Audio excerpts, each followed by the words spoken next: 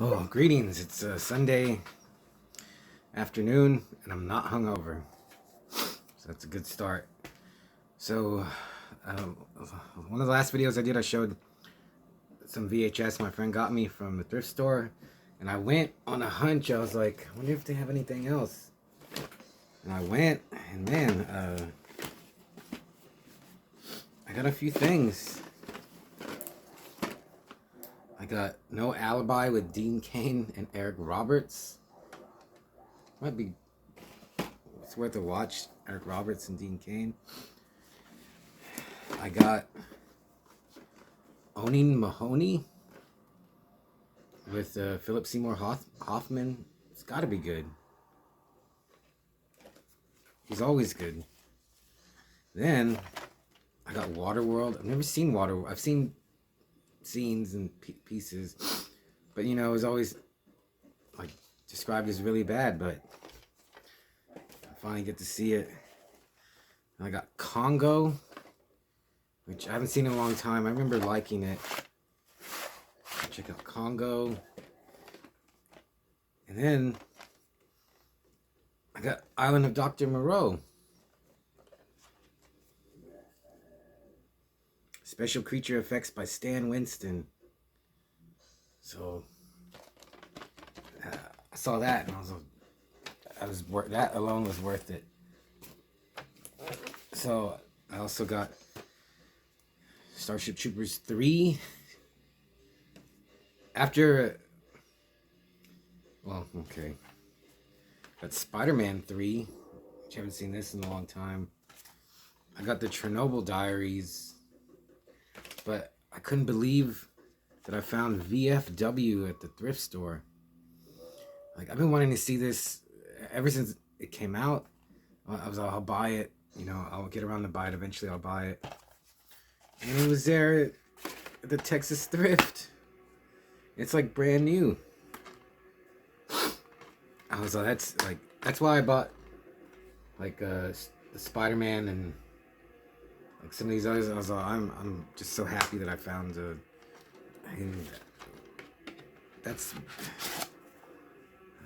I don't know what else would be equivalent. That'd be like, I don't know, finding something like Deadbeat at Dawn or something at the thrift store for $1. So I just got back literally like 10 minutes ago.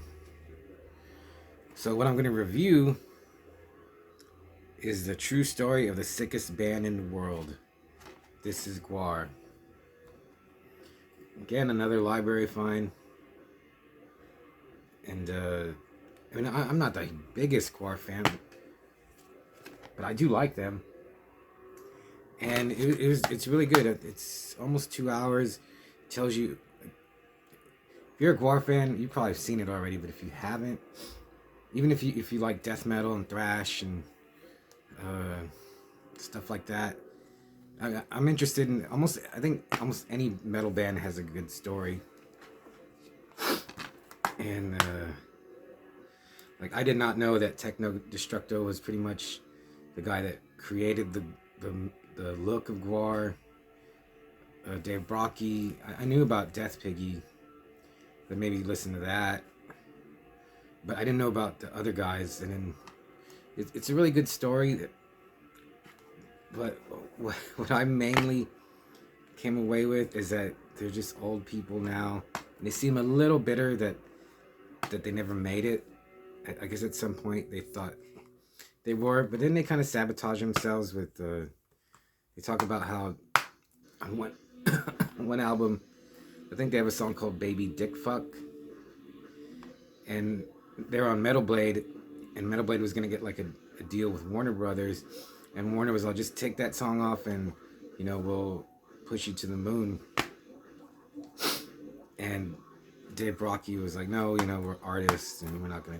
And then they lost out, and now they're like kicking themselves in the ass about it. And one of them even says, like, you know, if the pot of gold is big enough, you know, we'll sell out. So, I mean, who wouldn't? It's just one song.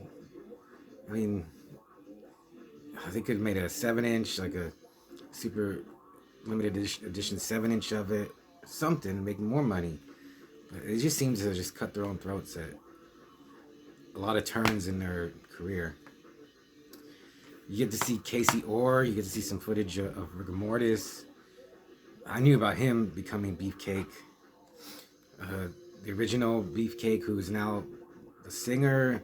He's in there. They're all in there. A lot of the guitarists. I can't remember his name, but one of the guitarists, he was Flatus. He became Flatus for a while, and he got shot. Like, it was weird. It had nothing to do with GWAR. They were just, him and some of the other members were driving, and a car tried to ram him off the road, and like, he knew, he's like, they're gonna try to rob us. And for some reason, they did stop. Or like, yeah, because they got into an accident, so they did stop. These guys got out with guns, and the GWAR dudes sped off, and they just started shooting, and a bullet hit him right here. And it was a pretty harrowing tale, because they pull over, and they're like in I think like a station wagon, and they pull the back down, and they put him on it, and he's wheezing and spitting up blood. And then they said these other guys pulled up and got out and were like, freeze. I think there was 4 of the GWAR guys. 2 of them ran into the woods, and one guy stayed with the guy that got shot. And the guy that got shot, like, I wish I could remember his name. He's like, man, he stayed by me. He's like, I would have run if it was me. And I was like, man, yeah, that's crazy. That, I mean, I can understand them running, and I can understand him staying. So that was a really crazy story. And then the whole thing with the next Flatus, and then Pustulus, all that stuff, it's great. And then the death of Dave Brocky. And they don't show any footage of him talking to, they show footage of him, but not till the very end you hear him talk. But watching this, I do want to get like all their videos that they made. Yeah, they thought they were going to make movies and comics, and because they won the Grammy for Phallus in Wonderland, and then they did Skullhead Face, which I really want to see now. Dude, then that is so expensive. It's like over $200 for the DVD. Maybe I'll find a VHS or DVD at the thrift store of that. That would be something. So yeah, I really want to see, because they thought they were going to make movies, and they probably could have made a badass movie. I mean, they already were making movies, sort of. And the guy, Techno Destructo, he was going to make a movie called Scumdog's Universe. And yeah, the whole thing with him meeting Dave Brocky, that was really interesting. And some the footage of their old shows is, they were doing it. They show them early on where they're just wearing like the armor and the weapons, and they're just regular humans. They don't have masks. But then quickly they started doing all that, and they don't look too much different today. They just got better at doing it. But yeah, now they got to be in their mid to late 50s now, and they're still doing GWAR, which, I mean, their music is, I like the albums with Blothar. Their new one, I was thinking about getting it. They really like went back, well, the few songs that I heard, they went back to the more punk style, it seems like, and ditched the metal, because like Buddy Pit of Horror,